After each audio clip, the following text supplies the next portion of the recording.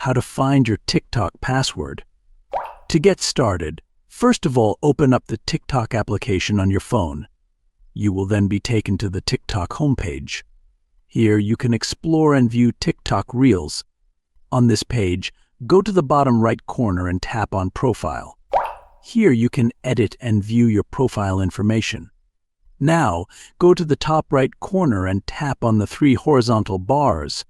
Then, go to Settings and Privacy. And then, go to Account. Here, go to Password. Now, verify your number by entering the code sent to you. You can now create a new password here by entering it in the text box.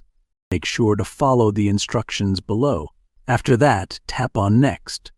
Following these steps, you can easily find your TikTok password. Thank you for watching. Please leave a like if this tutorial helped you, or leave a comment below if you have any questions related to the video.